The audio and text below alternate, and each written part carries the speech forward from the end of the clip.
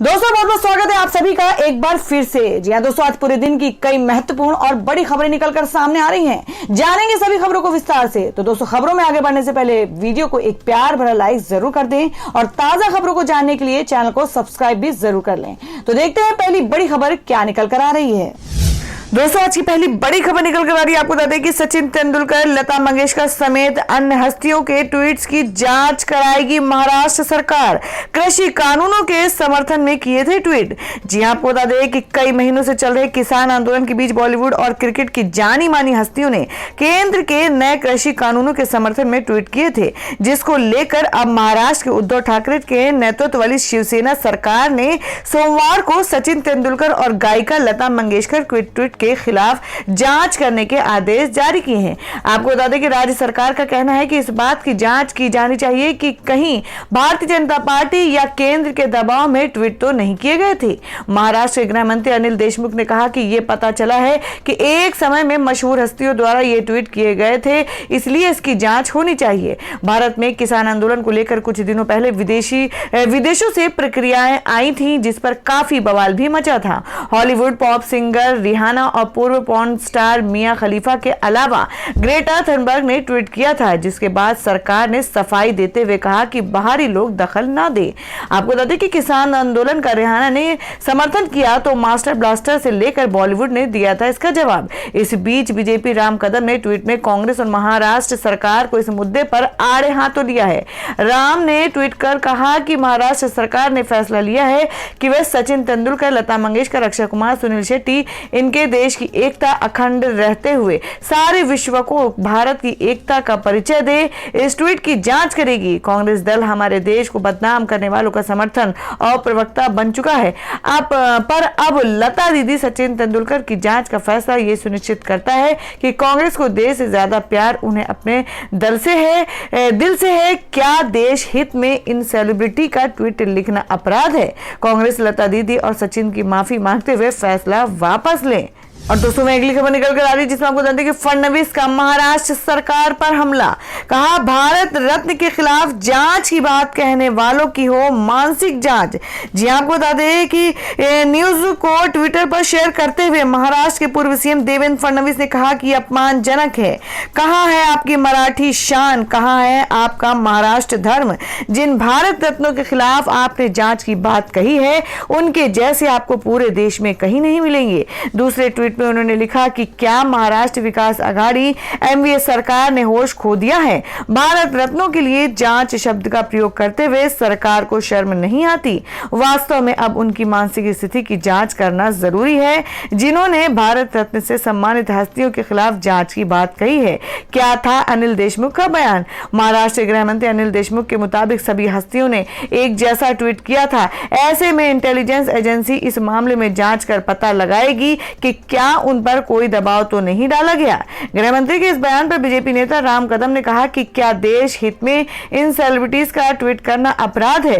कांग्रेस, शिवसेना और एनसीपी को माफी मांगते हुए इस फैसले को वापस लेना चाहिए।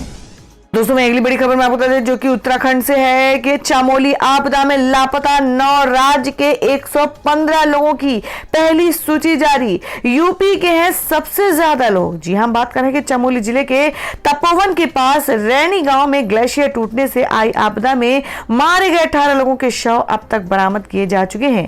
वहीं अब भी उत्तराखंड, यूपी, झारखंड, बिहार, पंजाब, पश्चिम बंगाल, नेपाल, जम्मू कश्मीर और ओडिशा के तकरीबन 202 व्यक्ति लापता हैं। इनकी तलाश के लिए युद्ध स्तर पर राहत व बचाव कार्य जारी है। सोमवार को प्रशासन ने चमोली आपदा में लापता 115 लोगों की पहली सूची जारी की है। इनके अलावा 7 लापता लोग फिलहाल अज्ञात हैं, जिनकी जानकारी जुटाई जा रही है। लापता लोगों की सूची में सबसे ज्यादा नाम उत्तर प्रदेश व बिहार के श्रमिकों के हैं। ये श्रमिक आपदा के वक्त वहां कार्य कर रहे थे। हालांकि ग्लेशियर टूटने की सूचना के बाद भारत तिब्बत सीमा police, ITBP, NDRF, SDRF, air force और स्थानीय पुलिस रेस्क्यू अभियान चला रही है। बीते रविवार को आईटीबीपी के जवानों ने एक अन्य टनल से 12 श्रमिकों को सकुशल बाहर निकाला था। और दोस्तों मैं अगली खबर में आपको बता दें कि पीएम नरेंद्र मोदी के आंदोलन जीवी शब्द का इस्तेमाल करने पर चिढ़े प्रशांत भूषण। जाने क्या बोले थे प्रधानमंत्री। जी आपको बता दें कि जाने माने वकील और सामाजिक कार्यकर्ता प्रशांत भूषण ने प्रधानमंत्री नरेंद्र मोदी के बयान को किसानों को नीचा दिखाने का प्रयास करार दिया है। आपको बता दें प्रधानमंत्री मोदी ने राज्यसभा में राष्ट्रपति के अभिभाषण पर पेश धन्यवाद प्रस्ताव पर हुई चर्चा का जवाब देते हुए आंदोलन जीवी शब्द का इस्तेमाल किया था। इसे लेकर ही प्रशांत भूषण ने ट्वीट कर कहा है कि हमारे किसानों को नीचा दिखाने के लिए आंदोलन जीवी शब्द का इस्तेमाल किया जा रहा है। भूषण ने ट्वीट किया कि प्रधानमंत्री मोदी ने सदन में कहा कि पिछले कुछ समय से इस देश में आंदोलन जीवियों की एक नई जमात पैदा हुई है जो आंदोलन के बिना जी नहीं सकती। पीएम मोदी ने कहा देश श्रमजीवी और बुद्धिजीवी जैसे शब्दों से वाकिफ है, लेकिन पिछले कुछ समय से देश में एक नई जमात पैदा हुई है, वह है आंदोलन जीवी। उन्होंने कहा कि वकीलों का आंदोलन हो, छात्रों का आंदोलन हो या फिर मजदूरों का, ये हर जगह नजर आ जाएंगे, कभी पर्दे के पीछे तो कभी पर्दे के आगे। ये पूरी टोली है जो आंदोलन जीवी है। आपको बता दें पीएम मोदी ने कहा कि ये टोली ऐसी है जो आंदोलन के बगैर जी नहीं सकती है और ये आंदोलन के जरिए जीने के लिए रास्ते खोजते हैं। हमें ऐसे लोगों को पहचानना होगा, ये हर जगह पहुंचकर गुमराह करते हैं। प्रधानमंत्री नरेंद्र मोदी ने कहा कि ये आंदोलन जीवी लोग खुद आंदोलन नहीं चला सकते हैं, लेकिन किसी का आंदोलन चल रहा हो तो वहां पहुंच जाते हैं। ये आंदोलन जीवी ही परजीवी हैं जो हर जगह मिलते हैं। और दोस्तों मैं अगली खबर में आपको बताती कि लोकसभा में बोले अधीर रंजन चौधरी। कहा सरकार ने अपने लोग किसानों के बीच भेजकर कराई 26 जनवरी की हिंसा। जी हां आपको बता दें कि लोकसभा में कांग्रेस के नेता अधीर रंजन चौधरी ने 26 जनवरी को दिल्ली में हुई हिंसा को केंद्र सरकार की साजिश कहा है। चौधरी ने सोमवार को लोकसभा में बोलते हुए कहा कि सरकार किसानों के साथ बेहद खराब बर्ताव कर रही है। बल और छल दोनों तरह से सरकार किसानों के आंदोलन को तोड़ने की कोशिश कर रही है। सरकार किसानों का पानी, बिजली और इंटरनेट बंद करके उनको सताने का काम कर रही है। अधीर रंजन चौधरी ने कहा कि 26 जनवरी को ट्रैक्टर रैली के दौरान लाल किले तक कोई कैसे पहुंच सकता है। 26 जनवरी को लाल किले पर जो लोग पहुंचते हो वो सरकार की मदद से पहुंचे और वो सब सरकार के ही लोग थे। किसानों को बदनाम करने के लिए यह षड्यंत्र किया गया। दिल्ली में लगे सीसीटीवी की रिकॉर्डिंग सामने आ जाए और संयुक्त संसदीय समिति पूरे मामले की जांच करे तो सच्चाई खुल जाएगी। अधीर रंजन चौधरी ने कहा कि सचिन तेंदुलकर और लता मंगेशकर जैसी हस्तियों को गुमराह किया जा रहा है। क्या हमारा देश इतना कमजोर है कि विरोध करने वाले किसानों के पक्ष में बोलने के लिए 18 साल की ग्रेटा थनबर्ग को दुश्मन माना जा रहा है। दुनिया में कहीं गलत देखकर सब बोलते हैं, ग्रेटर भी बोली तो इसमें क्या हो गया। प्रधानमंत्री से चौधरी ने कहा कि दिल्ली के बॉर्डर पर 200 से ज्यादा किसानों को जान चली गई है। आप दुनिया भर से बात करते हैं लेकिन किसानों से बात करने की फुर्सत नहीं होती है, ये अहंकार क्यों है। लोकसभा में कई दिन से चल रहे हंगामे चौधरी ने कहा किसान सर्दी में बैठा है, हमसे उनकी बर्बादी नहीं देखी जाती, इसलिए हम सदन में चिल्लाते हैं, शोर मचाते हैं। मैं अपील करता हूं कि आप किसानों की बात कीजिए। ऐसी कार्रवाई की जा रही है जैसे किसान हमारा दुश्मन है, ये ठीक नहीं है। किसान तो अन्नदाता है। तो दोस्तों अधीर रंजन चौधरी की बातों से आप कितना सहमत हैं, आप अपनी राय कमेंट बॉक्स में जरूर दें। बढ़ते हैं अगली खबर की ओर। और दोस्तों मैं अगली खबर निकल कर आपको बता दें कि एलपीजी सिलेंडर पर सब्सिडी खत्म करेगी सरकार। इस साल के अंत तक हो सकता है फैसला। जी आपको बता दें कि वित्त मंत्रालय ने वित्त वर्ष 2022 के लिए पेट्रोलियम सब्सिडी को घटाकर 12,995 करोड़ रुपए कर दिया है। इसके बाद ऐसे कयास लगने शुरू हो गए हैं कि सरकार जल्द ही एलपीजी सिलेंडर पर सब्सिडी खत्म कर सकती है। बता दें कि इस बजट में सरकार ने कहा है कि उज्ज्वला योजना के तहत लाभार्थियों की संख्या 1 करोड़ तक बढ़ाई जाएगी। सरकार को उम्मीद है कि एलपीजी सिलेंडर की कीमतों में इजाफा करने से उस पर सब्सिडी का बोझ कम होगा। जी आपको बता दें कि यही कारण है कि केरोसिन तेल और एलपीजी की कीमतों में बढ़ोतरी देखने को मिल रही है। ये अगले वित्त वर्ष में भी जारी रहने वाली है। बता दें कि साल 2019 में भी एलपीजी के दाम में लगातार इजाफा देखा गया था। हालांकि पेट्रोल के दाम के मुकाबले ये कम है। इस वर्ष भी ऐसी ही स्थिति हो सकती है। एलपीजी सिलेंडर की कीमत खुदरा ईंधन विक्रेताओं द्वारा संशोधित की जाती है। एलपीजी सिलेंडर की कीमत अंतर्राष्ट्रीय बेंचमार्क और डॉलर के मुकाबले रुपए की विनिमय दर पर निर्भर करती है और सरकार प्रत्यक्ष लाभ अंतरण के तहत एलपीजी के लिए सब्सिडी की राशि सीधे लाभार्थियों के खाते में भेजती है, जबकि केरोसिन को सार्वजनिक वितरण प्रणाली के माध्यम से रियायती दर पर बेचा जाता है। तो दोस्तों, खबर में आगे बढ़ने से पहले जान लेते हैं आज के माइंड क्विज के सवाल को। आज का सवाल है, आपको बताना है कि मणिपुर की राजधानी कहाँ है। इसका जवाब आपको वीडियो के नीचे कमेंट बॉक्स में देना है और सही जवाब देने वालों को रैंडमली सिलेक्ट किया जाएगा और वो जीत सकते हैं एक बम्पर पुरस्कार। तो बढ़ते अगली खबर की ओर। और दोस्तों, मैं अगली खबर में आपको बता दें कि अमित शाह का उद्धव ठाकरे को संदेश, कहा आपकी पार्टी का नहीं होता वजूद अगर हम करते ये काम। जी आपको बता दें कि महाराष्ट्र के दौरे पर पहुंचे केंद्रीय गृह मंत्री अमित शाह ने रविवार को मुख्यमंत्री उद्धव ठाकरे पर निशाना साधा। उन्होंने कहा कि आज जो आप कर रहे हैं यदि हमने तब किया होता तो आपकी पार्टी का अस्तित्व भी नहीं होता। आपको बता दें, कुछ मीडिया के अनुसार उन्होंने कहा कि हम आपके रास्ते पर नहीं चलेंगे। महाराष्ट्र में देवेंद्र फडणवीस के नेतृत्व में भाजपा की सरकार थी। आज जो आप कर रहे हैं यदि हमने तब किया होता तो आपकी पार्टी का अस्तित्व भी नहीं होता। हमें ये रास्ता हमें पसंद नहीं है जी। हम जन कल्याण, अंत्योदय, राष्ट्रभक्ति और राष्ट्र कल्याण के मार्ग पर चलते हैं। शाह ने भाजपा नेताओं की चीनी मिलों को टारगेट किए जाने पर नाराजगी जाहिर की। उन्होंने कहा कि महाराष्ट्र सरकार क्या समझती है, भाजपा का कार्यकर्ता इससे डर जाएंगे। ऐसा बिल्कुल नहीं होगा। हमारे कार्यकर्ता डंके की चोट पर आमने सामने की लड़ाई लड़ेंगे। अमित शाह ने ठाकरे के नेतृत्व वाली सरकार को 3 पहिए वाला ऑटो रिक्शा बताया। उन्होंने आगे कहा कि इस ऑटो रिक्शा वाली सरकार के तीनों पहिए अलग अलग दिशा में चलते हैं। विधानसभा चुनाव में जनता ने जो पवित्र जनादेश दिया था उसका सत्ता के लालच में अपमान किया गया। जो लोग हम पर वादा तोड़ने का आरोप लगाते हैं उनसे कहना चाहता हूं कि हम वादे पर खरे उतरने वाले लोग हैं। बिहार में भाजपा की सीटें नीतीश कुमार की पार्टी से अधिक आने के बाद भी हमने उन्हें सीएम बनाया। और दोस्तों, में अगली खबर आ रही है गुजरात से। जी आपको बता दें कि गुजरात में ओवैसी की चुनावी हुंकार मुस्लिम और आदिवासी वोट बैंक पर है नजर। जी आपको बता दें कि ऑल इंडिया मजलिस इत्तेहादुल मुस्लिमीन के अध्यक्ष असदुद्दीन ओवैसी ने गुजरात में पार्टी की आधारशिला रख दी है। बिहार के बाद ओवैसी की पार्टी गुजरात में भी चुनाव लड़ने का मन बना चुकी है। रविवार को गुजरात के भरूच में ओवैसी ने पार्टी के पहले चुनावी अभियान की शुरुआत की। इस दौरान उन्होंने कहा कि अधिकारों से वंचित समुदायों के लिए विकल्प के रूप में राज्य में पार्टी को स्थापित कर रहे हैं।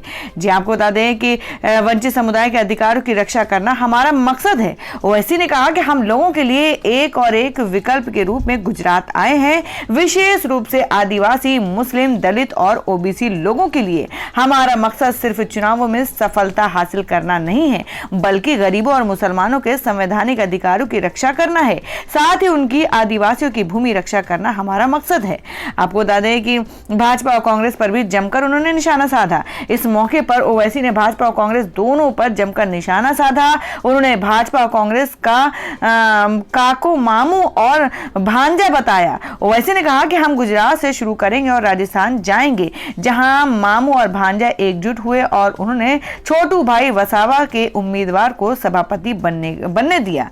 ओवैसी ने आरोप लगाया कि वे भाजपा और कांग्रेस हमें गुलामी में रखना चाहते थे। मुस्लिम, आदिवासी और जो समुदाय अधिकारों से वंचित हैं उन्हें एकजुट होना चाहिए और हमारे अधिकारों की लड़ाई और रक्षा के लिए मजबूत बनना चाहिए।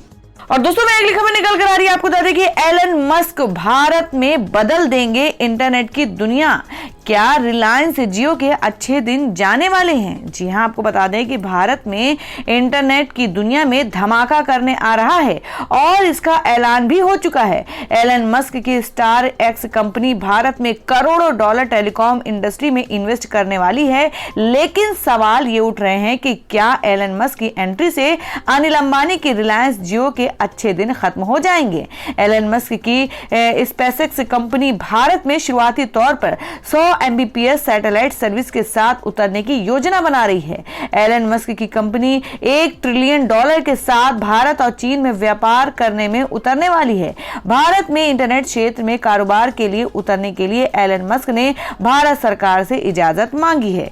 जी आपको बता दें कि पिछले कुछ सालों में एलन मस्क पूरी दुनिया के वो शख्स हैं जो हर किसी के जुबान पर हैं। इस महीने एलन मस्क विश्व के सबसे अमीर शख्स बन चुके हैं और इसके साथ ही एलन मस्क की कंपनी स्पेसएक्स ने 147 सैटेलाइट को एक साथ लॉन्च कर इसरो के रिकॉर्ड को ब्रेक किया है। कई मीडिया रिपोर्ट्स के मुताबिक एलन मस्क ने भारत सरकार के सैटेलाइट बेस्ड ब्रॉडबैंड टेक्नोलॉजी को भारत में संचालन करने की इजाजत मांगी है। आपको बता दें, ट्राई यानी टेलीकॉम अथॉरिटी ऑफ इंडिया ने भारत में ब्रॉडबैंड को बढ़ावा देने के लिए पिछले साल अगस्त में एक कंसल्टेशन पेपर जारी किया था, जिसके जवाब में एलन मस्क की कंपनी स्पेसएक्स ने कहा है कि वो अपने हाई स्पीड सैटेलाइट की मदद से भारत के सभी लोगों को ब्रॉडबैंड कनेक्टिविटी से जोड़ने की क्षमता रखते हैं। और दोस्तों, मैं अगली खबर निकल कर आ रही है जिसमें आपको बता दें कि मल्लिकार्जुन खड़गे को फोन पर मिली धमकी, पीएम मोदी की आलोचना ना करने की दी चेतावनी। जी हां, आपको बता दें कि कांग्रेस नेता मल्लिकार्जुन खड़गे को सोमवार को एक धमकी भरा कॉल आया। फोन कॉल में कांग्रेसी नेता को पीएम मोदी की आलोचना ना करने की धमकी दी गई। आपको बता दें कि मल्लिकार्जुन खड़गे ने इस कॉल के खिलाफ पुलिस में शिकायत दर्ज करवाई है। बता दें कि पीएम मोदी द्वारा दिए गए भाषण की मल्लिकार्जुन खड़गे ने आलोचना की थी, जिसके बाद उन्हें यह धमकी भरा फोन आया। कांग्रेस सूत्रों ने कहा कि फोन करने वाला इस बात से नाराज थे कि राज्यसभा में पीएम मोदी भाषण के बाद पार्टी नेता पीएम की आलोचना कर रहे थे। राज्यसभा सांसद मल्लिकार्जुन खड़गे ने आज विजय चौक पर पीएम मोदी के राज्यसभा भाषण के खिलाफ प्रेस को संबोधित किया। उसके बाद मल्लिकार्जुन खड़गे के फोन पर एक अनजान नंबर से कॉल आया। मल्लिकार्जुन खड़गे को धमकाते हुए आरोपी ने कहा कि मोदी के खिलाफ आलोचना क्यों कर रहे हो। फिलहाल कांग्रेस नेता अज्ञात कॉलर के खिलाफ शिकायत दर्ज करवाने जा रहे हैं। आज पीएम मोदी के भाषण के बाद मल्लिकार्जुन खड़गे ने कहा कि पीएम मोदी सुनना नहीं चाहते हैं, वे सिर्फ अपनी बात बोलते हैं और दूसरों की नहीं सुनते। कृषि कानूनों का क्यों विरोध हो रहा है, ये बात साफ तौर पर सरकार को बता दी गई है, लेकिन सुनने के लिए वे तैयार नहीं है। और दोस्तों, मैं अगली खबर आ रही बिहार से। जी आपको बता दें कि बिहार में कल हो सकता है मंत्रिमंडल विस्तार। शाहनवाज समेत इन एमएलए को मिल सकती है जगह। जी हम बात कर रहे हैं कि बिहार में नीतीश सरकार के मंत्रिमंडल विस्तार में आज विस्तार होने जा रहा है। मंगलवार को राजभवन में नीतीश कैबिनेट के नए मंत्री शपथ लेंगे। नीतीश सरकार के पहले मंत्रिमंडल विस्तार में भाजपा की ओर से शाहनवाज हुसैन का शामिल होना लगभग तय माना जा रहा है। बता दें कि आज सुबह ही मुख्यमंत्री नीतीश कुमार ने संकेत दिया था कि मंत्रिमंडल विस्तार में अब और देरी नहीं होगी। मुख्यमंत्री नीतीश कुमार ने 16 दिसंबर को 14 मंत्रियों के साथ शपथ ली थी। इनमें भाजपा की ओर से 2 उप मुख्यमंत्री तारकिशोर प्रसाद और रेणु देवी शामिल रहीं। और दोस्तों, मैं अगली बड़ी खबर में आपको बता दें जो कि उत्तर प्रदेश से है। जी आपको बता दें कि बिना शर्त भतीजे से गठबंधन करने के लिए तैयार हैं शिवपाल यादव। बोले बस कुछ लोग समझौते के खिलाफ। जी हम बात कर रहे हैं कि उत्तर प्रदेश के मैनपुर में प्रगतिशील समाजवादी पार्टी के राष्ट्रीय अध्यक्ष शिवपाल सिंह यादव ने कहा कि कुछ लोग नहीं चाहते उनके परिवार में एकता हो, लेकिन वे फिर भी सपा अध्यक्ष और यूपी के पूर्व मुख्यमंत्री अखिलेश यादव के साथ 2022 विधानसभा चुनाव के लिए बिना शर्त गठबंधन को तैयार है। इसके साथ उन्होंने कहा कि अखिलेश यादव केंद्र में प्रधानमंत्री का विकल्प है, लेकिन कुछ लोग ऐसा नहीं चाहते, जबकि वे बीजेपी से मिलकर दिल्ली में निजी काम करा लेते हैं। इसके साथ प्रगतिशील समाजवादी पार्टी के राष्ट्रीय ने कहा कि कुछ लोग परिवार में समझौते के खिलाफ हैं। बता दें शिवपाल ने इशारे में राज्यसभा सांसद राम गोपाल यादव पर निशाना साधा है। इसके साथ उन्होंने कहा कि प्रगतिशील समाजवादी पार्टी पूरी तरह से किसानों के साथ है। और दोस्तों, मैं अगली खबर में जान लेते हैं क्या है देश भर में मौसम के ताजा हालात। जी आपको बता दें कि अभी नहीं मिलने वाली है सर्दी से राहत, इन राज्यों में होगी बारिश। जाने आईएमडी की ताजा अपडेट। जी आपको बता दें कि दिल्ली, एनसीआर और उत्तर भारत के कुछ क्षेत्रों में सुबह और शाम को हल्के कोहरे के साथ ठंड भी रहती है। दोपहर में तेज धूप निकलने से लोगों को सर्दी से राहत मिली हुई है। आने वाले दिनों को लेकर भारतीय मौसम विभाग आईएमडी ने कहा कि दिल्ली, पंजाब, हरियाणा, चंडीगढ़ और उत्तर प्रदेश के कुछ हिस्सों में 10 फरवरी यानी बुधवार तक घना कोहरा रहने की संभावना है। रोजाना के मौसम बुलेटिन में आईएमडी ने कहा कि अगले 4-5 दिनों के दौरान उत्तर पश्चिमी भारत में न्यूनतम तापमान में 2 से 4 डिग्री सेल्सियस की वृद्धि होगी। मौसम एजेंसी ने कहा कि इस दौरान इन क्षेत्रों में शीतलहर की स्थिति नहीं बनेगी। तो दोस्तों, ये थी अब तक की सभी बड़ी खबरों की अपडेट्स। टुडे ब्रेकिंग न्यूज और लेटेस्ट खबरों को देखने के लिए हमारे चैनल को सब्सक्राइब जरूर कर लें, वीडियो को लाइक और शेयर भी जरूर कर दें अपने दोस्तों और रिलेटिव्स के साथ। तो दोस्तों, फिर मिलेंगे काम की खबरों और सरकारी योजनाओं की एक और नई वीडियो के साथ। तब तक के लिए धन्यवाद दोस्तों।